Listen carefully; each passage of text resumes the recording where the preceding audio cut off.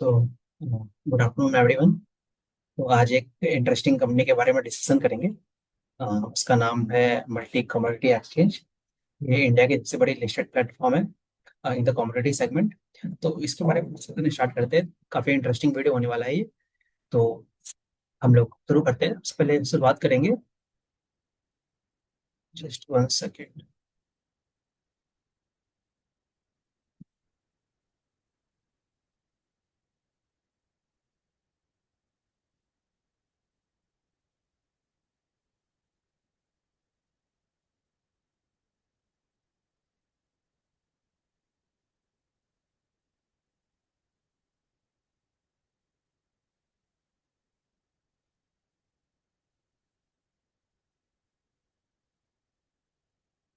तो हम लोग शुरू करते हैं। तो सबसे पहले शुरू करने के पहले मतलब हम लोग जान लेते हैं कि कमोडिटी एक्सचेंजेस की शुरुआत हमारे मतलब वर्ल्ड में किस तरह से हुई थी। तो अगर आप इसकी हिस्ट्री में जाकर देखोगे तो पहली बात तो हमें मतलब इसकी जरूरत क्यों पड़ी। जैसे जैसे मतलब दुनिया कैपिटलिस्ट इकोनॉमी की तरफ आगे बढ़ेगी तो बहुत सारी चीजें ट्रेड्स होंगे। लोगों की इकोनॉमी बढ़ेगी। लाइक राइस अगर है तो उसको आप बेचोगे। अलग अलग उससे एल्टी फूड जैसे बासमती राइस बनाएगा और उसको एक्सपोर्ट करेगा। तो इस तरह से जब आपकी ट्रेड जब स्मॉल स्केल पे होती है तो आपको कमोडिटी की उतनी जरूरत नहीं पड़ती है, कमोडिटी एक्सचेंज वगैरह की।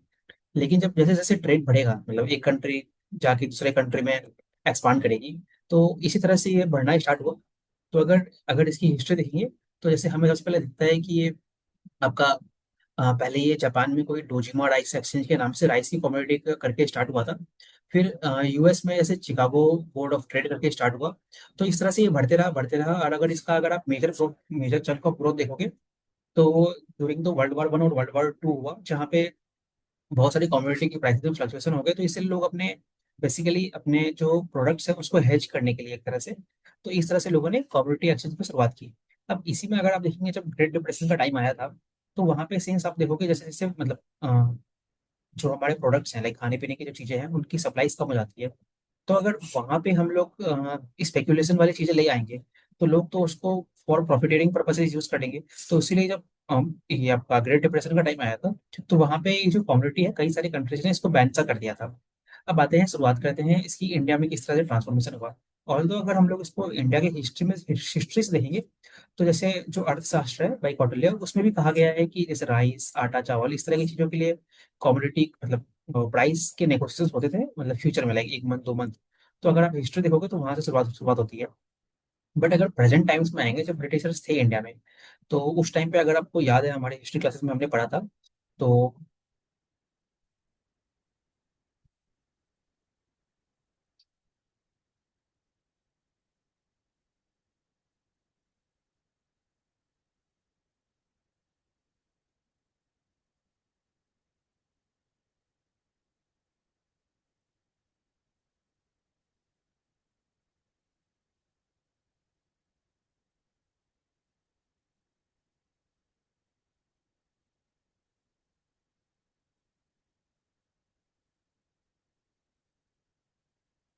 तो जो हमने जिस तरह से अपने हिस्ट्री क्लासेस में पढ़ा था तो जब आपको याद होगा कि मुंबई में जब ब्रिटिशर्स आए थे तो वहाँ पे प्लांटेशन वर्कर्स करते थे। मैं नाम भूल रहा हूँ वो इंडिगो प्लांटेशन वगैरह होती थी और कॉटन की प्लांटेशन होती थी। तो उस टाइम पे ही ना 1880s का टाइम था वो। उस टाइम पे बॉम्बे से कॉटन की एक्सपोर्ट होती थी इंडिया से यूएस सॉरी यूएस बोल रहा हूँ आपकी यूरोपियन कंट्रीज में। यूरोपियन मतलब मेनली ब्रिटिशर्स में। तो वहां से एक तरह से इंडिया में शुरुआत हुई। तो एक बार वहां पे जो स्टैब्लिश हो गया तो उसके बाद कंट्री में अलग अलग जगह पे आपके अदर प्रोडक्ट्स लाइक राइस और इन चीजों के लाइक आपके जो एडेबल ऑयल्स होते हैं क्योंकि एडेबल ऑयल्स के लिए भी इंडिया बाहर से इंपोर्ट करता था। तो उस तरह से धीरे धीरे इन चीजों का बढ़ना स्टार्ट हुआ। फिर अगर आप देखेंगे तो जो पोस्ट हाँ फिर एक और चीज इंपॉर्टेंट जब 1960s का टाइम आया तो आपको याद होगा हमारे देश में मतलब ड्राउट्स वगैरह बहुत आए थे। इंदिरा गांधी की सरकार थी उस टाइम पे। और एट द सेम टाइम अगर आप देखेंगे तो वहाँ पे ग्रीन रिवॉल्यूशन की बातें हो रही थी। और ये सारी बातें हमें इस कंटेक्स्ट में देखनी है कि उस टाइम पे हमारे देश में जो प्रोडक्शन थी मतलब बेसिक फूड फूड वगैरह की तो वहाँ पे नहीं थी। तो इसीलिए उस टाइम पे काफी क्रैकडाउन हुआ था इन चीजों पे। तो उस टाइम पे जो कमोडिटी की ग्रोथ थी हमारे देश में वो थोड़ी सी स्टैग्नेंट या फिर घट सी गई थी। फिर एक इसका फेज आया 1990s के टाइम पे जब पीवी नरसिम्हा राव और मनमोहन सिंह की गवर्नमेंट ने वहाँ पे जो लिबरलाइजेशन का टाइम किया। तो वहाँ पे कुछ कमिटीज हैं लाइक एग्रीकल्चर रिफॉर्म्स हुए और कुछ काबड़ा कमेटी इस तरह से हैं। तो उन लोगों ने इसकी ग्रोथ को आगे प्रोपेल किया। ठीक है, तो इस तरह से देश में हमारी कम्युनिटी की मतलब कम्युनिटी जो कम्युनिटी एक्सचेंज है वो धीरे धीरे आगे बढ़ी। फिर आगे सेबी आई, फिर सरकार ने कुछ एक्ट्स पास किए। फिर इस तरह से करते करते 2010 हो गया, 2020 ये जो पूरा फेज है इसमें जैसे एमसीएक्स हो गया, एक और सब्सिडरी है, और जैसे आप कुछ कुछ जो ट्रेडिंग होती है वो एनएससी और बीएससी भी होती है। बट अगर आप देखेंगे तो 98 से 99% जो इंडिया में कम्युनिटी एक्सचेंज का मार्केट शेयर है वो आपका एनएससी के पास ही है। और जो प्रेजेंट फेस है, तो यहाँ पे अगर आप पोस्ट कोविड एक फिनोमेना देखोगे तो यहाँ पे जो रिटेल पार्टिसिपेशन है, फिर भारत की जो इकोनॉमी धीरे धीरे ग्रो कर रही है, तो जो एफडीआई इन्फ्लोज है, हालांकि ऑल्दो प्रेजेंट टाइम में थोड़ा सा एफडीआई इन्फ्लो कम हुए हैं, बट वो डिस्कशन नहीं है हमारा। तो जैसे जैसे आपकी जो वेल्थ मैनेजमेंट कंपनीज है या फिर जितने भी इंस्टीट्यूशन का पार्टिसिपेशन है, और देश में सरकार का जिस तरह से फोकस है मैन्युफैक्चरिंग पे, तो ये जो एक नया फेज ऑफ ग्रोथ आपकी कमोडिटी पे स्टार्ट हुआ है। तो this is how the present scenario of commodity and exchange related to these things. हालांकि देखा जाएगा तो अभी भी ये बहुत ही एक नीच और बहुत ही स्मॉल स्टेज पे है इंडिया में, ऑल्दो ये एमसीएक्स मार्केट लीडर है, but there is a huge potential for it to grow. वो हम आगे देखेंगे जब उसको हम कंपेयर करेंगे बाकी कंट्रीज के वाया। So let's proceed. तो हाँ, अगर आप देखेंगे अभी जो इंडिया का जो बेसिकली कम्युनिटी एक्शन मतलब एमसीएक्स पे आएंगे, बट पहले एक बैकग्राउंड देख लेते हैं। तो अगर आप एमसीएक्स को देखोगे तो जो प्रेजेंट अभी है हमारे देश में जनरली कम्युनिटीज की हेजिंग करते हैं। अगर आपको याद होगा तो जितने भी हम ज्वेलरी कंपनी डिस्कस करते हैं, सेनको हो गया, कल्याण हो गया, टाइटन हो गया, तो ये सारी कंपनियां जनरली हमारे गोल्ड में ही हेजिंग करती है।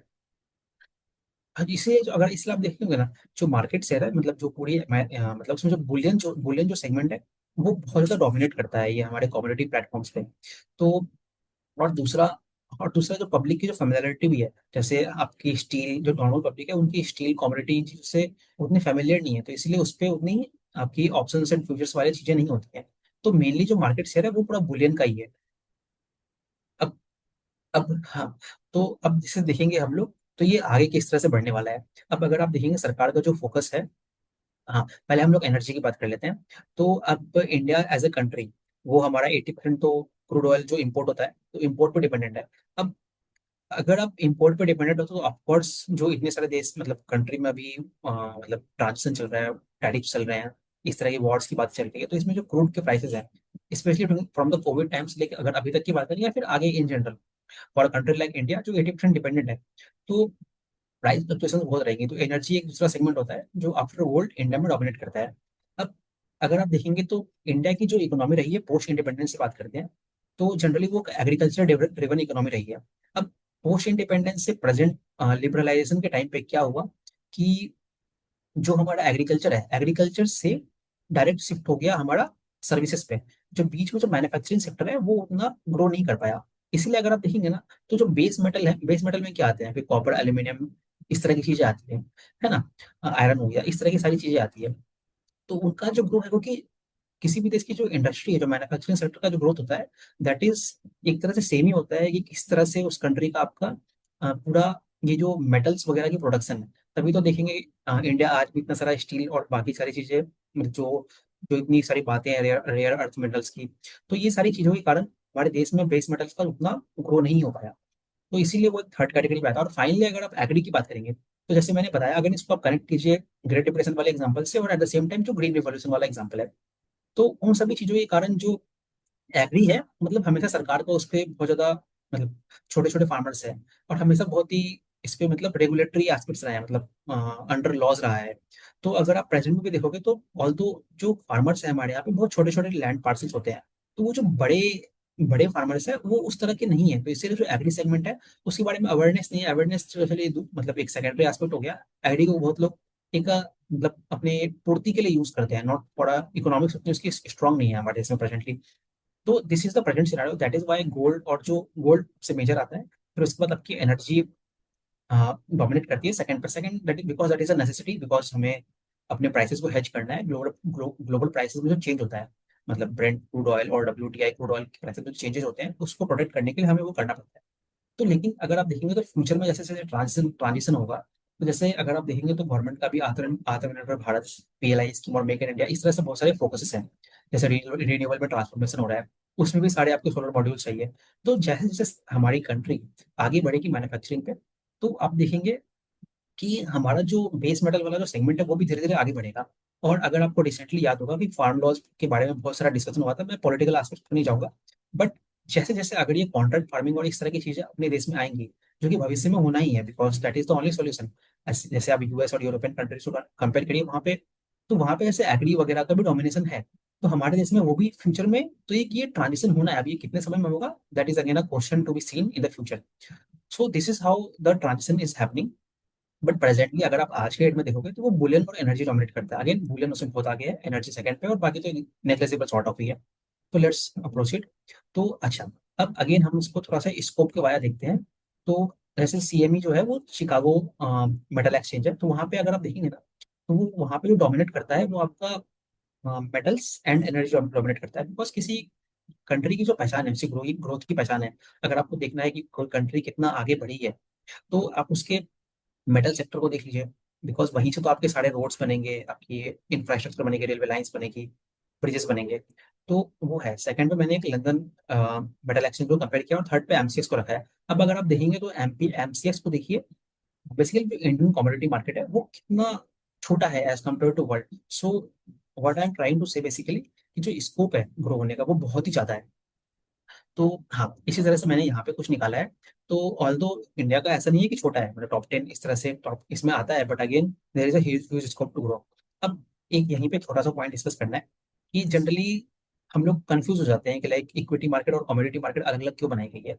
तो इक्विटी मार्केट में जो है जनरली लोग पैसे रेस, मतलब मनी रेस करने के लिए आते हैं, मतलब जो पर्पस है capital formation and wealth creation type का होता है। और जो वहाँ पे यूजर्स होते हैं वो इन्वेस्टर्स टाइप के होते हैं, है ना। और लेकिन जब आप कमोडिटी मार्केट में आओगे तो फंडामेंटल जो पर्पस है कमोडिटी मार्केट का, वो तो आपका बेसिकली हेजिंग है, प्राइस फ्लक्चुएशन, रिस्क मैनेजमेंट, इस तरह की चीजों को प्रोटेक्ट करना है। तो वहां पे आपको ज्यादा हेजर्स मिलेंगे, है ना।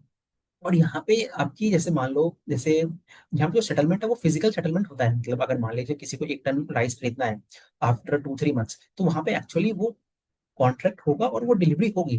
लेकिन वहीं पे अगर आप देखेंगे जैसे स्टॉक्स वगैरह में हम बाई सेल करते हैं, तो हमारे पास वो बस मनी का ट्रांसफर होता है। कोई फिजिकल ऐसा नहीं है कि हमारे रिलायंस का या फिर 5 किलो स्टील हमें टाटा स्टील ला के देता है, तो उस तरह की चीजें नहीं होती। तो दिस वाज अ कंपेरिजन जो मैं पहले बताना चाहता था। तो आगे बढ़ते हैं इसमें हम लोग अब आता जाते हैं, ये तो मैंने बैकग्राउंड सा देख दिया। अब हम लोग आते हैं एक्चुअली एमसीएक्स पे। तो एमसीएक्स का अगर आप देखेंगे तो ट्रांजिशन हुआ है पिछले हाँ, 15 मिनट रुक जाइए, 15 मिनट आ रहे हैं, खा रहे हैं। मम्मी ने कुछ बोला था, ठीक है। तो एमसीएस का अगर आप ट्रांजिशन देखोगे पिछले 10-15 साल में, तो काफी अच्छा ट्रांजिशन रहा है। तो पहले तो ये लिस्ट हुआ इसमें, अगर एमसीएस का मतलब धीरे धीरे इसने अवेयरनेस बढ़ाई है। इसकी सब्सिडरी भी है क्लियरिंग कॉर्पोरेशन, उसके बारे में कुछ आगे देखते हैं। तो और अभी रिसेंटली अगर आप देखेंगे तो इन्होंने गोल्ड के अलग अलग सेगमेंट्स लॉन्च करते रहते हैं ये लोग। आपकी एग्री प्रोडक्ट्स लॉन्च करते हैं। देन आपके इलेक्ट्रिक फ्यूचर्स इन्होंने लॉन्च किया है अभी। तो this is how they are transforming और आगे बढ़ रहे हैं। हाँ, तो आगे बढ़, अभी जो हमारे देश में, हालांकि मैंने ऑल्दो बात की है, बट कुछ और पॉइंट्स डिस्कस करते हैं कि प्रेजेंट में इतना वॉल्यूम ग्रोथ और पिछले कुछ साल में इस तरह का ड्राइवर्स क्या क्या है और इसके ट्रांसफॉर्मेशन किस तरह से हो रहे हैं। अब आपने तो खुद ही देखा होगा, तो ये जो रिटेल रिटेल पार्टिसिपेशन है और इंस्टीट्यूशन पार्टिसिपेशन, इंस्टीट्यूशन में क्या क्या आते हैं, अल्टरनेटिव इन्वेस्टमेंट फंड्स आ गए, हेज फंड्स आ गए, वेंचर कैपिटलिस्ट आ गए, म्यूचुअल फंड वाले आ गए। तो ये सारे जो लोग हैं इनका पार्टिसिपेशन बढ़ रहा है। मतलब जैसे जैसे पब्लिक को और ज्यादा नॉलेज हो रही है, तो उसी तरह से मोर पार्टिसिपेंट्स आ रहे हैं, तो वो भी एक वॉल्यूम को ड्राइव कर रहे हैं। और जैसे कि अगेन मैंने जस्ट अभी बात किया कि अगर मार्केट में आप नए नए प्रोडक्ट्स लाओगे, नए नए सेक्टर्स को एक्सप्लोर करोगे। आज से कुछ समय पहले इलेक्ट्रिसिटी फ्यूचर्स और इन तरह की बातों को कोई जानता नहीं था। अभी रिसेंटली एनएससी ने और एमसीएक्स इंडिया के फर्स्ट प्लेटफॉर्म हो गए जिन्होंने इस तरह के लॉन्चेस किए हैं। तो अगेन कार्डन, एग्री, गोल्ड और इस तरह पे नए नए सेगमेंट्स जो लोग लॉन्च करते ही रहते हैं। अवेयरनेस की बात मैंने ऑलरेडी कर ली। और जो रेगुलेटरी उस भी है, सिंस देश आगे बढ़ेगा तो आपको रेगुलेटरी सपोर्ट भी मिलेगा। और ये मतलब दिस इज एक तरह से पहचान है कि कंट्री आगे और ग्रो कर रही है। मतलब कम्युनिटी एक्शन अगर ग्रो करेंगे, दैट इज अगेन रिफ्लेक्शन। जैसे इसको आप उससे रिलेट कीजिए, जैसे हमारे देश में गोल्ड की कितनी आपको लोगों को सबको पता ही है, तो दैट सोर्स की गोल्ड में ग्रोथ है। सिमिलरली अगर आप देखेंगे, सिंस जो मैन्युफैक्चरिंग का सेगमेंट है, मतलब सॉरी बेस मेटल वाला जो सेगमेंट है वो उतना ग्रो नहीं कर रहा है, या फिर उसका पार्टिसिपेशन कम है, दैट सोर्स की अभी there is a huge scope to grow. तो ये और इनको ग्रो करने के लिए ऑफकोर्स तो गवर्नमेंट का तो मतलब सपोर्ट रहेगा ही। तो और अगेन जैसे मैंने वो आपको शिकागो मेटल एक्सचेंज और एलएमई वाले से आपको समझाया था कि जो हमारे देश का एमसीएक्स है, it is still at a very lower stage. अब अगेन जो गवर्नमेंट का जो बूस्ट है, तो PLI, make in India, other schemes, अब एक जो मेजर ड्राइवर है, अब आप सोचिए जैसे इसको अगेन आप रिलेट कीजिए वर्ल्ड वॉर से या फिर आपकी ग्रेट डिप्रेशन, उन टाइम से इसको आप रिलेट कीजिए आप पोस्ट एलपीजी। मतलब बेसिकली जब जियो पॉलिटिक्स में चीजें बदलती हैं, जब जब स्टेबल पीरियड रहेगा तो मुझे हेज करने की क्यों जरूरत पड़ेगी। हाँ, जब अनसर्टेनिटी आएगी, प्राइस फ्लक्चुएशंस होंगे, तभी तो मैं हेज करने आऊंगा। मतलब ऑल जो बड़ी बड़ी कंपनियां हैं वो हर टाइम में हेज करती है।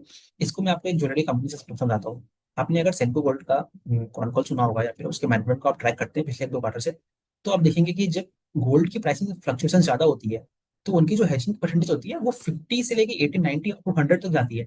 लेकिन जैसे जैसे अभी गोल्ड प्राइसेस में स्टेबलाइजेशन होता है तो उनकी हेजिंग परसेंटेज कम होती है। ऑल्दो ये वाला मेथड बाकी कंपनीज नहीं यूज करती है, but this is just an example. तो what I am trying to say कि जब रॉ मटेरियल के प्राइसेस में वोलेटिलिटी रहेगी तो आपकी हेजिंग की प्रोपोर्शन बढ़ जाएगी और अकॉर्डिंगली आपका जो वॉल्यूम्स है वो भी बढ़ेगा प्लेटफॉर्म पे।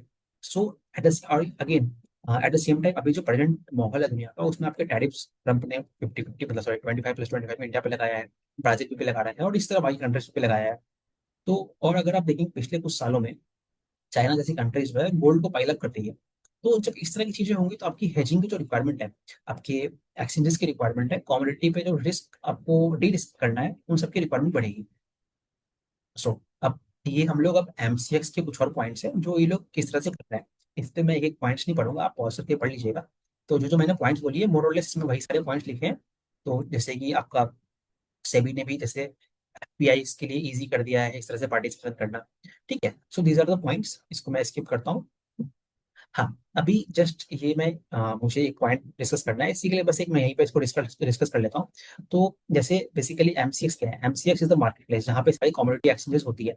लेकिन जो फिजिकल डिलीवरी है, मतलब उसको कंफर्म कौन करेगा, तो उसका काम है वो क्लीयरिंग कॉर्पोरेशन, उसी लिए बनाया गया है। तो ये एक सब्सिडरी है एमसीएक्स की, फुल्ली ओन्ड सब्सिडरी है।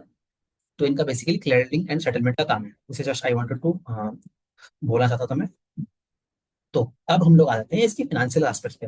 तो अगर आप पिछले कुछ सालों में देखोगे एमसीएस को, तो आपको यहाँ पे दिख रहा है कि हर पैरामीटर पे ये कंपनी बहुत अच्छा ग्रो कर रही है। And the major driver of it is both the options and the futures में वॉल्यूम का ग्रोथ। उसमें भी ऑप्शंस का बहुत ज्यादा है, उसमें हम आते हैं धीरे धीरे। तो आप देख सकते हैं यहाँ पे कि इनके एबिटा मार्जिन या हर तरह हर पैरामीटर में बहुत अच्छा ग्रोथ है। This is the historical performance. अब हम लोग आते हैं इसके प्रेजेंट परफॉर्मेंस पे। तो इस क्वार्टर में भी अगेन नंबर्स तो आप देखेंगे तो बहुत ही अच्छा है। मतलब इनकी इनकम फ्रॉम ऑपरेशन 9% पे ग्रो की है और पैट लगभग 83% पे ग्रो किया है। मतलब बहुत ही अच्छा इनको ऑपरेटिंग लेवरेज मिलता है। अब एक कुछ कुछ पॉइंट्स मुझे डिस्कस करने हैं। तो जो अगर इनका प्रेजेंट मार्जिन देखोगे तो इनका मार्जिन लगभग 60 से 65% के बीच में आता है। तो अब एक एक कंपनी जो ग्रो कर रहा है तो उसकी ग्रोथ की पहचान क्या है, वो अपने एम्प्लॉयज पे, अपने टेक पे, और टेक तो एमसीएस के लिए बहुत इंपॉर्टेंट एस्पेक्ट है, तो इन चीजों पे बहुत ज्यादा खर्चा करेगा, है ना। तो इसीलिए इनके जो कॉस्ट स्ट्रक्चर्स है वो आपको थोड़े ज्यादा दिखेंगे।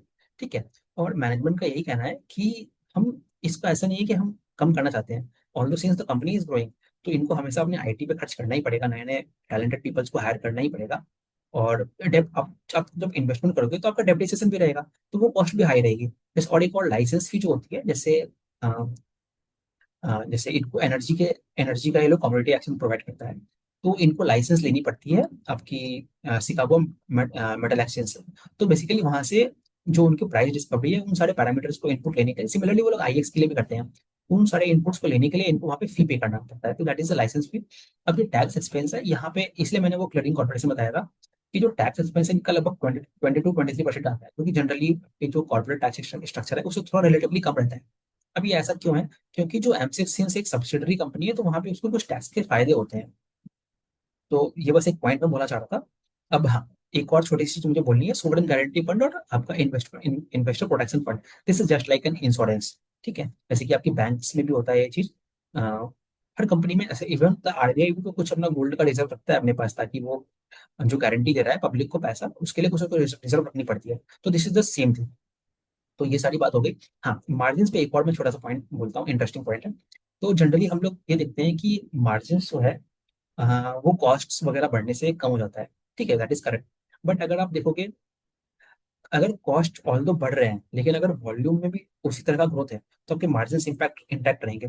बट अगर वॉल्यूम से कम हो जाएगा और जो फिक्स्ड कॉस्ट है वो या तो बढ़े या तो अगर उसके आसपास ही रहेंगे तो बाय डिफॉल्ट ही मार्जिन कम हो जाएगा। तो what I am trying to say कि margin is a function of volumes more than it is a function of cost.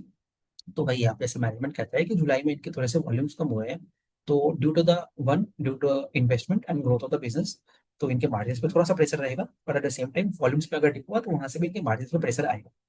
But again अगर इनका वॉल्यूम्स स्ट्रॉन्ग है तो मे बी थोड़ा मोड़ा 65 का 60 हो जाएगा। बट अगेन प्रॉफिटेबिलिटी तो काफी अच्छी है तो वो तो बनी ही रहेगी। तो लेट्स प्रोसीड।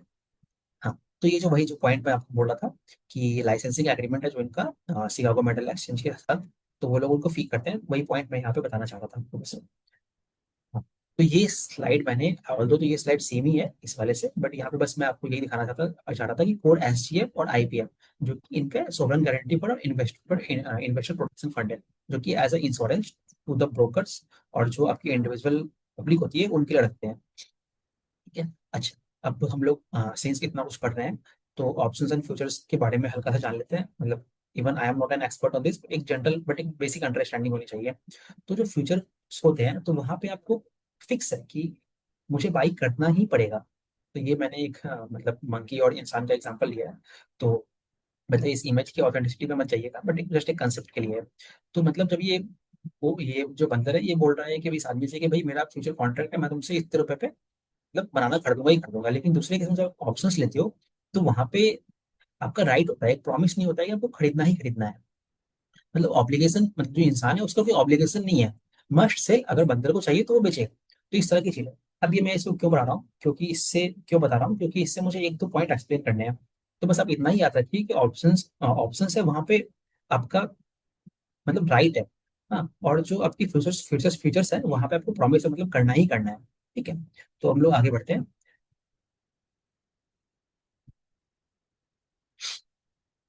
हाँ, तो अगर आप देखेंगे तो एक मैं पॉइंट बोलूंगा, बस आप एक इस चीज ये याद रखिए कि ऑप्शंस में जो है ना, मतलब जो आपकी बेसिकली लिक्विडिटी कह लीजिए या फिर जो कितने रुपए से आपको करना होता है वो कम होते हैं, और जो टैक्स स्ट्रक्चर्स भी होते हैं वो कम होते हैं। तो इसीलिए अगर आप देखेंगे एमसीएक्स में, तो वहां पे जो आपका ऑप्शंस का वॉल्यूम है वो बहुत ज्यादा है एज कम्पेयर टू फ्यूचर्स। ठीक है। और ये बहुत ही फास्ट वे में चेंज हो रहा है। मैं आपको दिखाऊंगा अगर आपको पिछले लास्ट 3 4 साल में किस तरह से हुआ है।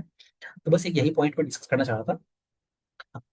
अच्छा हाँ, इसीलिए जो रिटेल का जो एपिक है जैसे आप देखते होंगे ना, ये एफ एन सब लोग बोलते रहते हैं, कोई फ्यूचर्स फ्यूचर्स तो नहीं बोलता है ना। तो वही, तो मतलब people are more interested in मतलब हेजिंग वगैरह, मतलब हेजिंग और जो इंडिविजुअल ट्रेड करना है उसके लिए लोग ऑप्शंस पे आते हैं। तो यही यही पॉइंट जो हमारे स्टॉक एक्सचेंज पे होता है वही पॉइंट यहाँ पे भी प्ले आउट हो रहा है। तो वो देखते हैं, जैसे अगर आप देखिए यहाँ पे जो पहला ग्राफ है, आप FY 28 से लेके आप ट्रांजिशन देखिए। पहले सिर्फ ये ब्लू वाले बार्स दिख रहे हैं हमें, तो ये ब्लू बार क्या है, ये फ्यूचर्स का बार है। तो लेकिन अगर आप देखेंगे पिछले कुछ सालों में, और ये देखिए ना ऑलमोस्ट आपके कोविड से कोइंसाइड कर रहा है, पोस्ट कोविड के बाद से, तो ऑल्दो ऐसा नहीं है कि आपकी फ्यूचर्स ग्रो नहीं कर रहे हैं। ये जो कुछ पीरियड है ना यहाँ पे जब फ्यूचर्स ग्रो नहीं हुआ है FY 22 से 24, ये आपका टेक वाला इशू था। ठीक है। उस पर हम एंड में आएंगे। ठीक है। बट अगर आप देखेंगे तो पोस्ट 24 जब इन्होंने टेक टेक अपडेट कर लिया है तो अगेन दोनों में वॉल्यूम बूस्ट है। बट अगर आप देखेंगे तो ऑप्शंस में कितना तगड़ा ग्रोथ है। तो this is what I was trying to say. अभी ये तो मार्केट शेयर की तो क्या बात करूं, मतलब ऑलमोस्ट 100% का ही मार्केट शेयर है इनका। तो अच्छा, जो मैं उस टाइम बोला था ना कि गवर्नमेंट ने कुछ सब्सिडी बनाई थी, तो एक एमसीएक्स था, उसका नाम मुझे उस टाइम पे नहीं याद आ रहा था, उसका नाम नेशनल कॉमोडिटी डेरिवेटिव ऐसा कुछ एक्सचेंज करके नाम है। But that is not important, the important is कि 98.8% तो मार्केट शेयर इनका है। यहाँ पे जो अदर्स दिखा रहा है, यहाँ पे बीएससी और एनएससी है, उनमें भी थोड़ा मोड़ा कॉमोडिटी एक्सचेंज होता है, बट उनकी मात्रा बहुत कम है। तो अगेन जो मैंने स्टार्टिंग में स्लाइड दिखाई थी वहां पे आप गोल्ड देखिए कितना ज्यादा है इनका। तो गोल्ड और ये सिल्वर हो गया, और नेचुरल के हमारी एनर्जी में आता है। तो ये सारे, और बाकी फिर बेस मेटल्स और लीड वगैरह, और जो बहुत ही कम कम आपका वो सब एग्री कमोडिटी और बाकी प्रोडक्ट्स हैं। तो ये तो हो गया इनका। अगेन सिमिलरली आप देखिए जो इनका एवरेज डेली टर्नओवर्स है, तो कितने फास्ट पेस में कंटिन्यूअसली वो ग्रोथ दिख रहा है हमारा। अब अगर आप यहाँ आपका ये ईयर ऑन देखोगे, क्वार्टर 1 से क्वार्टर 1 के बीच में भी, तो वैसे हमने वहीं पे देखा 60% के आसपास की या फिर उससे ऊपर की ग्रोथ है। हाँ, तो ये तो ग्राफ वही सेम चीज बता रहा है। हाँ, जो मैंने ऑप्शन और फीचर वाला बताया था बात, वही मैं दिखाना चाह रहा हूँ आपको। अगर आप देखिए यहाँ पे फर्स्ट वाले को देखिए, आप बुलियन सेगमेंट में देखोगे तो आप कितना बड़ा जंप है, ईयर ऑन 242% का ग्रोथ है। तो व्हाट, और बस दो चीज को देखिए, आप एनर्जी और आप बुलियन को देखिए। तो जो मेजर ग्रोथ ड्राइवर है ये दोनों इसके ही हैं, बल्कि जो अगर आप बाकी देखेंगे बेस मेटल्स और एग्री और इंडेक्स, इन सारी चीजों में आपको तो बल्कि डिग्रोथ हो रहा है। बट उस डिग्रोथ से उतना इम्पैक्ट नहीं हो रहा है, बिकॉज द होल जो इनका रेवेन्यू स्ट्रीम वो इसी से आता है। हाँ, तो ये तो मैंने फ्यूचर्स एंड ऑप्शंस का था। अब आप अगर आप राइट हैंड साइड में आएंगे तो ये फ्यूचर्स का ये दिखा रहे हैं। तो यहाँ पे जहाँ पे मतलब आपको अपना बेसिकली कॉन्ट्रैक्ट है वो फुलफिल करना ही करना है। तो अगेन यहाँ पे देखिए फ्यूचर में 70% की ग्रोथ है, एनर्जी में 52% की ग्रोथ है। अगर आप ऑप्शंस में भी आएंगे तो वही ट्रेंड दिखेगा आपको, है ना। तो this one what I was trying to say now. अभी आपकी ऑपरेशन, हाँ, यहाँ पे एक चीज मुझे बताना है। अब एक चीज आप मुझे इस पेज में बस दो ट्रेंड दिखाने हैं। एक आप इसमें देखिए ट्रेडेड क्लाइंट्स इन लैक्स में आइए। अगर आप देखिए फ्यूचर्स में भी बढ़ रहा है 3.7 से 4.8, इस तरह से आगे बढ़ा है। ईयरली कंपैरिजन कीजिए, और अगर यहाँ पे आपको देखना है तो यहाँ पे आप क्वार्टरली क्वार्टरली देख सकते हैं। हाँ, ये तो आपका वो टेक वाला इशू है। और ये 2.1 से 2.5 हो गया। अगर आप ऑप्शंस में आएंगे तो अगेन बट ऑप्शंस में जो ग्रोथ है ना उसका जंप देखिए। तो वही जो मैं पॉइंट बोला था, ये जो वॉल्यूम्स है, सिंस वहाँ पर टैक्स स्ट्रक्चर भी कम है, प्रीमियम से कम पे करने पड़ते हैं, तो उन सभी कारणों के कारण आपका ऑप्शन बहुत अच्छे से ग्रो कर रहा है। अब हाँ, ये तो बात हो गई। लेकिन जो मेरा पॉइंट था कि ये जो प्लेटफॉर्म है यहाँ पे एक्चुअल डिलीवरीज होती है। What I what I want to say कि ये जस्ट एक प्लेटफॉर्म आपकी प्राइस स्पेकुलेशन या फिर इस तरह से इस काम के लिए नहीं है। दिस इज एक्चुअल टू इसका रियल लाइफ एप्लीकेशन है। तो अगर आप देखेंगे तो ये उन्होंने बोला है कि क्यूमुलेटिव डिलीवरी डिटेल्स, मतलब कितना गोल्ड इन्होंने डिलीवर किया है, मतलब कॉन्ट्रैक्ट्स हुए हैं 75.6 मिलियन टन के हैं। इस तरह से ये लोग हर सारी चीजों के बारे में बता रहे हैं। तो this is what I wanted to say. तो मतलब कि एक्चुअल डिलीवरी भी यहाँ पे होती है ना। अच्छा, अब हम लोग आते हैं किसी भी बिजनेस को देखना है तो उसके रिस्क वगैरह क्या है यहाँ पे। उसके बहुत सारे पॉइंट्स मुझे डिस्कस करने हैं। अब कोलोकेशन क्या होता है, कोलोकेशन अगर आप एनएससी वगैरह के बारे में सुनते होंगे तो कोलोकेशन क्या है कि जहाँ पे आपका एमसीएक्स की बिजनेस है उसके आसपास आप बहुत फास्ट कंप्यूटर्स लगा दो, तो जहाँ पे आपकी जो ट्रेडिंग होगी वो फास्टर में होगी। अब मैनेजमेंट का कहना है कि ये जो कोलोकेशन की जो परमिशन है, क्योंकि सिंस एनएससी और बीएससी में होता है, तो ये जो परमिशन वहां पे दे दी गई है एमसीएस को क्यों नहीं दी गई है। तो सिंपल सा बात है, ये तो रेगुलेटरी एस्पेक्ट है, कोई भी उतना रिस्क नहीं जाएगा। जब रेगुलेटरी से डिसीजन आएगा दैट विल गो, अगर आएगा तो अगेन मतलब पॉजिटिव ही होगा इस कंपनी के लिए। अब हाँ, इलेक्ट्रिसिटी फ्यूचर पे लास्ट में बात करूंगा, पहले और अदर रेगुलेटरी रिस्क पहले देख लेता हूँ। अभी जैसे जेनी स्ट्रीट वाला इशू आया, नोवामा का जो एक आपका एसेट सर्विसेज का क्लाइंट था वो आई थिंक, है ना। तो बट कहने का मतलब कंपनी का कहना है कि ये जो इशू है that is a capital market issue, not a commodity market issue. तो इससे इनको कोई इम्पैक्ट नहीं है, जो बिल्कुल सही बात भी है। अब साइबर थ्रेट का इशू हो सकता है, तो because whole platform is IT driven. तो बट इन्होंने तो अभी अपना पूरा टेक अपडेट किया है, और कंटिन्यूसली ये लोग टेक पे अपना खर्चा करते ही रहते हैं। तो दैट इज द इशू। अब it up to date, it is again cyber set point ही। अब एक वॉल्यूम डिक्रीज वाला है, जो इनका सबसे मुझे लगता है सबसे बड़ा मेजर रिस्क है। अब कल को मान लीजिए किसी भी कारणवश टेक अपडेट नहीं हुआ, तो वो लोग वॉल्यूम्स जो नया डिमांड आया मार्केट में वही नहीं ले पा रहे हैं। या फिर आपकी कुछ रेगुलेटरी इश्यूज भी आ गए, उन्होंने किसी पे कर्व कर दिया, मान लो कल को गोल्ड हल्की बोलेंगे नहीं, गोल्ड पे कुछ आ गया कि भाई इस पर्टिकुलर सेगमेंट में आपको एफएनओ नहीं, मतलब ऑप्शंस और कॉन्ट्रैक्ट्स आप नहीं दे पाएंगे। जैसे कि उन्होंने भी कहा है कि जुलाई में थोड़ा सा मॉडरेशन हुआ है वॉल्यूम्स का। तो ये सारी जो चीजें हैं इसके कारण इनके मार्जिन पे और जो आपकी रेवेन्यू स्ट्रक्चर है वहां पे प्रेशर आ सकता है। अब फाइनली हम लोग डिस्कस कर लेते हैं इलेक्ट्रिसिटी फ्यूचर पे। तो इलेक्ट्रिसिटी फ्यूचर जो इनका है, ये रिसेंटली लॉन्च प्रोडक्ट है इनका। बहुत दिनों से ये एंटीसिपेटेड था आना। तो ये एक नया रेवेन्यू स्ट्रीम इनके लिए जनरेट करता है, इनके लिए क्या पूरे इंडस्ट्री के लिए जनरेट करता है, बाकी प्लेटफॉर्म्स के लिए भी। तो अब इसमें बात करते हैं क्यों जरूरत है। अब जब देश में अगर आप देखेंगे तो आजकल तो जैसे आईएक्स के बारे में आप लोगों को देखा है, आईएक्स को कितना वो जब मार्केट डीकपलिंग वाली बात हुई थी तो आईएक्स में बहुत सारे इशूज आए थे। But coming back to the here, तो कहने का मतलब ये है कि आज जैसे सोलर वगैरह है, तो दिन में तो सोलर बहुत ज्यादा रहता है, लेकिन तो जब मतलब दोपहर में सोलर की सप्लाई बहुत ज्यादा है, तो इसीलिए the generation of electricity is too much, that's why the prices जो होंगे वो बहुत कम होंगे।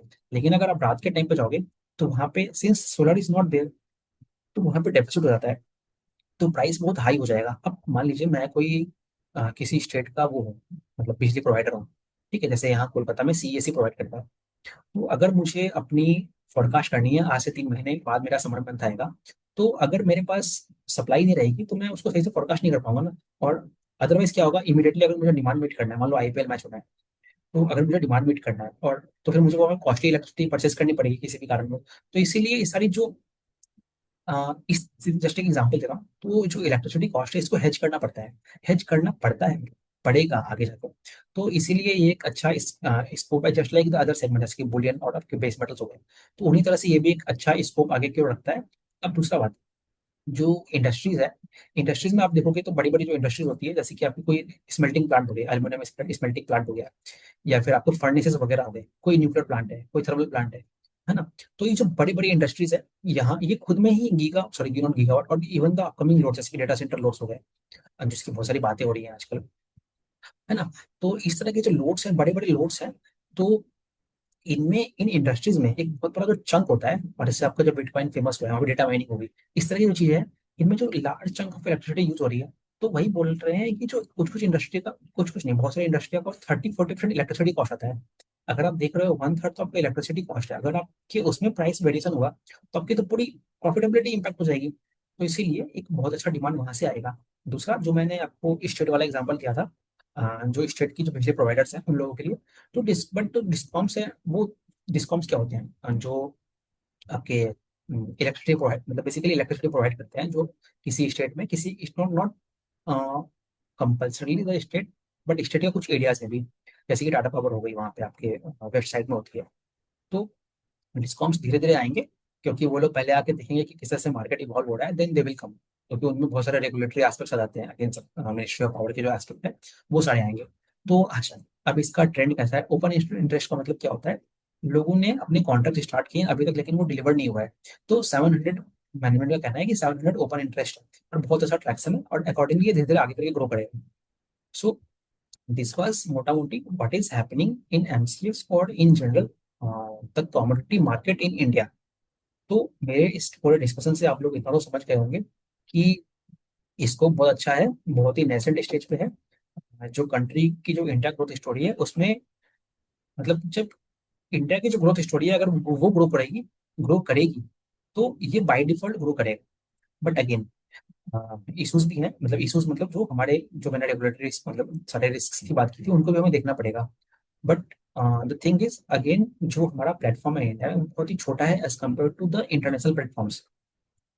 तो uh, तो उसमें भी ग्रोथ के बहुत अच्छे एस्पेक्ट्स हैं। द इम्पोर्टेंट थिंग इज, जो वॉल्यूम का इनका जो ट्रेंड है वो कंटिन्यू रहना चाहिए। दूसरा पॉइंट, आपका कोई रेगुलेटरी रिस्क इसमें नहीं आने चाहिए। तो मतलब जो कि फिलहाल तो नहीं लगता है, बट अगेन वो हमें आगे जाके देखना पड़ेगा।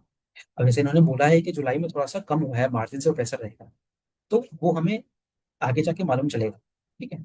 So this was all about, I hope कि आपको अच्छा लगा होगा। ठीक है। So thank you very much, have a good day.